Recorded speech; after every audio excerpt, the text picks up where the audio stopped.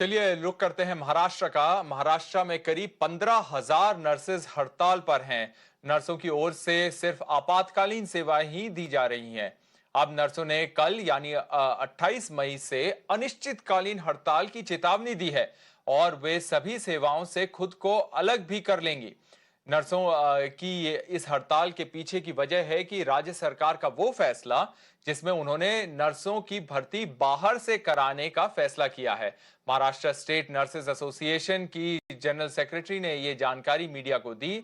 Nurses का कहना है कि अगर भर्तियां आउटसोर्स होती हैं तो नर्सों का शोषण बढ़ेगा और उनको मिलने वाले सैलरी या मानदेय पर भी असर पड़ेगा। रुक करते हैं अभिषेक का, जो मुंबई से लाइव हमारे साथ जुड़ रहे हैं। अभिषेक, क्या शिकायत है नर्सेज की और इस पे और इस स्ट्राइक का क्या असर पड़ रहा है मेडिकल सर्विसेज पर?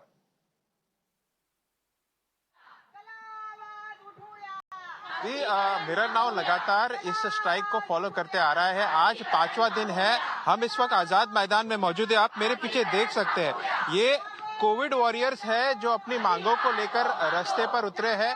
स्टेट गवर्नमेंट के जितने भी हॉस्पिटल है आज मुंबई में, वहां पर ये नर्सेस नहीं गई हैं।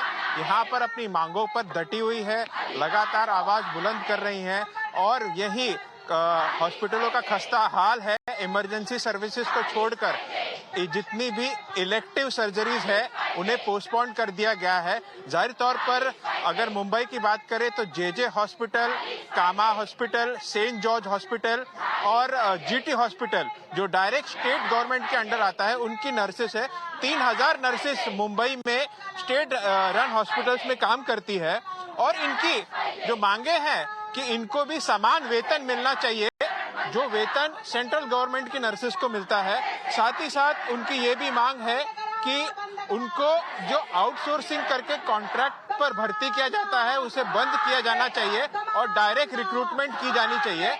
और इन सब चीजों को लेकर कल सरकार के साथ एक मीटिंग भी हुई, उसमें से उन्हें आश्वासन दिया गया और ये कहा गया कि आउटसोर्सिंग से जो रिक्रूटमेंट की जा रही है वो टेम्परेरी बेसिस पे है, उसे निकाल दिया जाएगा जल्द ही। लेकिन ये लोग अपनी मांग पर अड़े हुए हैं। ये चाहते हैं कि फ्रेश रिक्रूटमेंट, डायरेक्ट रिक्रूटमेंट हो, कॉन्ट्रैक्चुअल रिक्रूटमेंट बंद की जाए। आइए इनसे जानते हैं इनकी मांगे क्या है और क्यों ये आउटसोर्सिंग का विरोध कर रहे हैं।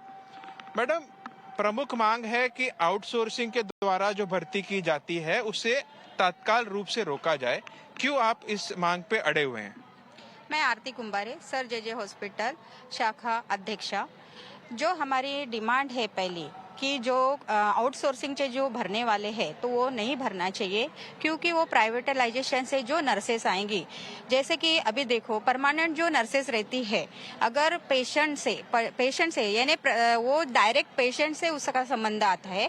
अगर उसका प्राइवेट से लेने वाली जो नर्सेस रहेंगी, अगर वो रुग्ण को, अगर वो पेशेंट को कुछ हानि होती है तो परमानेंट स्टाफ को जैसी कार्रवाई होती है वैसे वो प्राइवेट स्टाफ को हो नहीं सकती। दूसरी बात, नर्सेस जो ग्रेजुएशन हुआ है उसमें पीएचडी तक के एजुकेशन हुआ है तो उसके सम्मान का भी ये है, सम्मान होना चाहिए। दूसरा है उसमें वेतन, जो वेतन मिलना चाहिए, जो परमानेंट स्टाफ को वेतन मिलता है वो अगर उसको 1500-18,000 में मंथली करना पड़ेगा तो ये परिचारिका संवर्ग में थोड़ा हानिकारक ही है। और इसमें ज्यादा से ज्यादा जो सफर होने वाले वो है सिर्फ पेशेंट।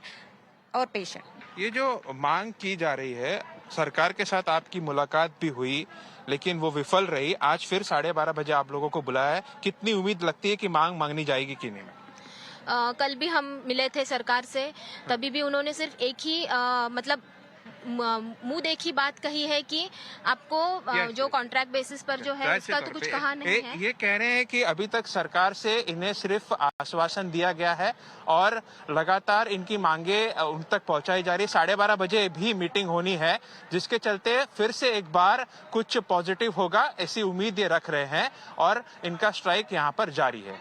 Back to you.